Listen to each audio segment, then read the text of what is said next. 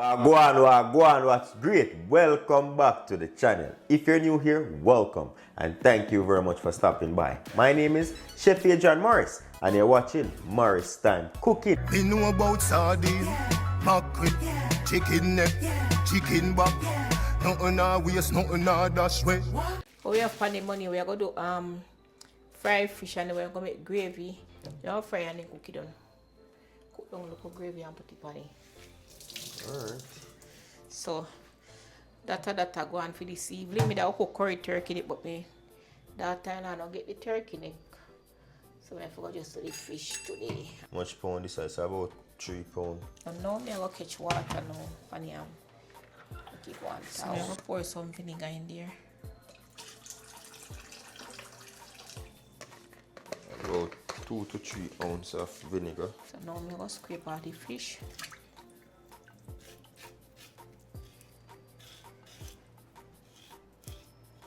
So even though some of them are come clean, you still want to get your own cleaning, you know, because they're not perfect with it.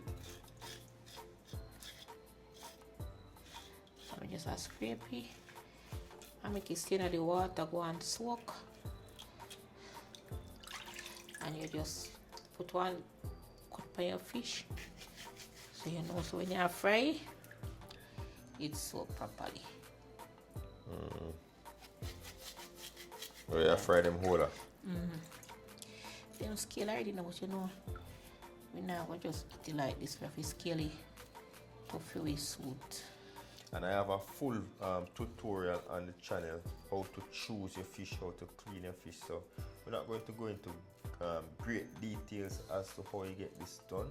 But if you want a tutorial that will show you how to choose your fish, how you know when the fish is fresh, how you know when it's going bad, all of that, and the style of fish you choose, how to make your fish seasoning, how to season up your fish, and various methods of how to prepare your fish, check it out on the channel. I have a playlist with all of those, so check those out. So this came frozen, so I just clean it up, leave it in the water to defrost. Just I tie it out in the water. So you drain off the excess water, and now you're just gonna pat dry those. Yes. With a piece of paper towel, or if you have a clean dishcloth, you can use that as well.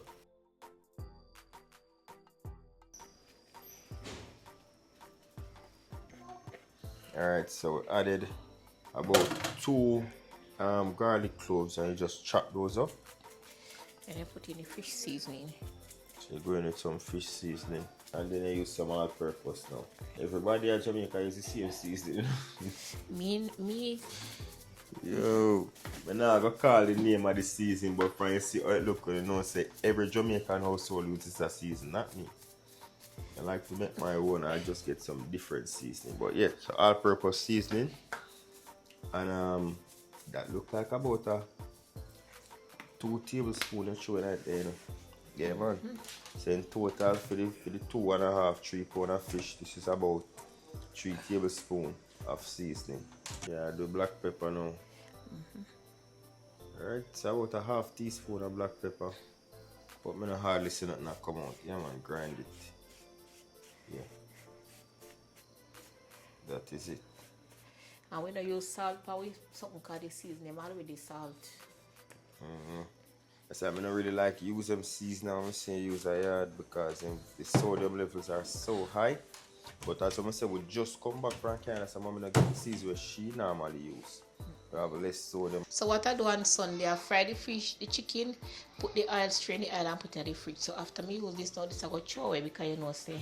Fish. So, yeah. Yes.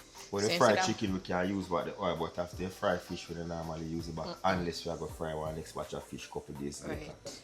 But right now we use the oil, we use fry the chicken. All we eat our house eat chicken and fish basically. So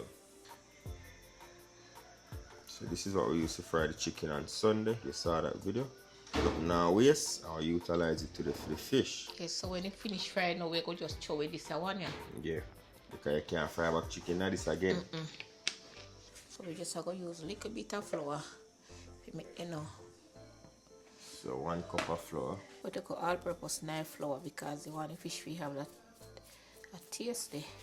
Like about less than half teaspoon, about a quarter teaspoon. You don't want to overdo it because remember the fish is already flavored. So you want to be careful when you're seasoning fish. I always want people be gentle because you don't want the bone to stick you in your hand. So when you're seasoning this up, you need to be nice and gentle. Massage the seasoning in, ensuring that it's spread evenly across, within, and around the fish. Right. So every crease, every corner, every crevice gets properly seasoned. You season even the inside of the fish like that. So you see me, people may not be season me. Nothing me I do long. If we make it work. Once me done, fry, and you can't tell me you that tip me season it from morning. So you know, as I go back to my thing, mommy not really, over the years whenever I see mommy really season chicken or meat or fish and make it marinate. Me know, me love season my meat and leave it in my fridge make it marinate for at least No, nice a day. But mommy just season up and cook. I do that sometimes, but that's not my preferred. I don't like that. That's not my preference. I like to have my meat marinate. But again, everybody cooks differently, right? So you're gonna add piece of pepper in the oil. Okay. That's by the pepper in the oil. That helps to bring flavor to the fish. And if you have garlic, you can add some garlic in there as well. Alright, so now we're gonna bread that up. Right. So we have the flour ready for breading, or the breading ready rather. Yes, because Just lightly dust it, right? we don't want the fish them mash up, you understand me? Because if I did see fish now, then you know say. So you do your bangamary, you like to dust it with a little bit of flour. Yes. But for some snapper you do no flour. Depends on which one. Because when Like you have the this, you goldfish say mash and up quick. also you know have to do that. What kind of fish? Goldfish. Okay, hold on. Alright. And just gently place it down. And you hold it by the tail and put it away from you. And as she said before, lightly flour or lightly breaded, so that way it doesn't break up easily. This fish sticks easily, but once you bread it a little bit, you're providing a protective layer that prevents it from breaking up. And it gives it a nice pretty color too. So you realize, lightly breaded. And you're not double breaded, nothing, just lightly breaded. Once fish have 5, you're gonna fry twice. Yeah.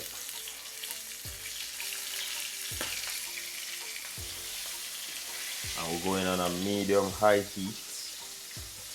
Oh, you have put everything in there? One more shell, what in there? Okay. We probably just do the 3 now. Yeah, let's do 2 by itself. And you're gonna fry this for about 7 minutes on each side, 5 to 7 minutes on each side, 10 minutes total. Once you get that nice golden color, then you can flip it, because you know fish doesn't take that long to cook. So in the meantime, we're just gonna have the rest of them ready up.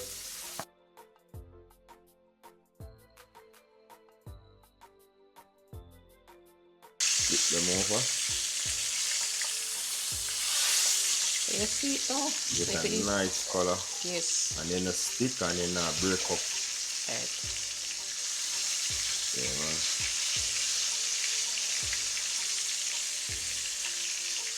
Take out. Okay, Just remove the pepper once it starts to change color, remove the pepper. Prepping the stuff for the gravy for the fish. Right. So this is the bowl that we season the fish in, and we're just gonna cut up the seasonings inside. The sweet pepper, the onion, and the tomato, while they have the garlic left back, and that's going to serve for our sauce. So I have sweet pepper, red onion, tomato, and scotch bonnet pepper. Right. And we're going to be using that for the sauce. Fish good. Right. So after you fry both sides, now you just put it to sit up to fry. Okay.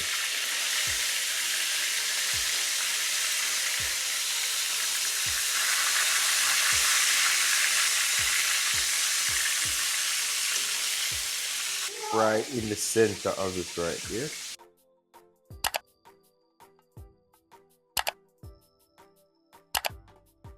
It's time to remove them now. Here you go, my friends. Nice and crispy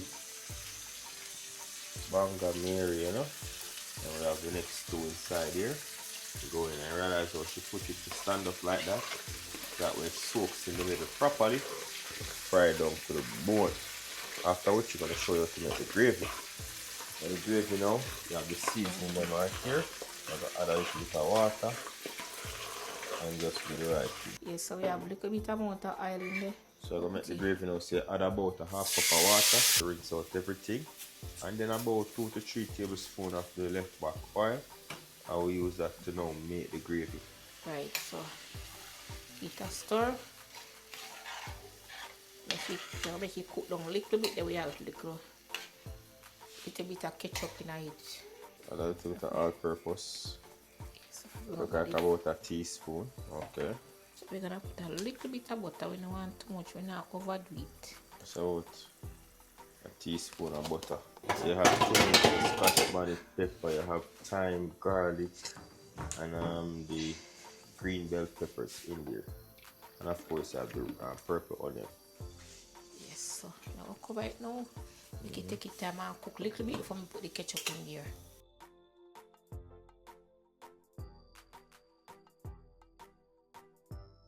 I will just put a little bit of ketchup in there, just a little body. Okay, that look like about 2 tablespoons of I want ketchup. it too thick up, you know. Yes, I say ketchup give it texture, a little flavor. So you thicken it up to an extent, not too thick, not too runny. Right. That's it. That's a fish gravy. So we don't want the gravy to too thick up. I want to put brown in the mayo gravy. Yeah. Yes, let this cook down now and you're good to go 5 more minutes.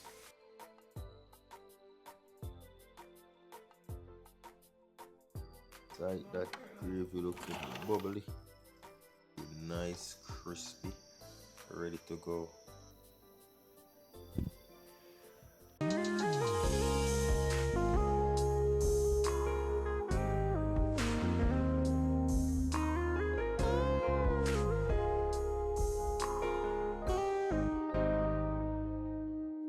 Father God, thank you for this food, thank you for the hands that made it. Enjoy the same, man.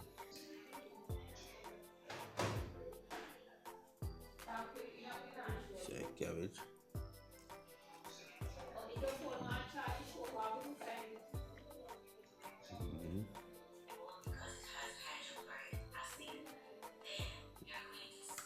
Instead of 5 weeks ago, I'm literally getting 9 pieces of ground provision. I'm not dumpling. Finish eat this, call it a night. Yeah, so big up on yourself, enough love to love. Leave a thumbs up on the video, leave a comment below. And say if you love my vibe, don't forget to hit subscribe. Jano, try it out at home, you won't be disappointed. Once again, thank you very much for watching. You see, until next time, safe travel upon the gravel and go and big up on yourself.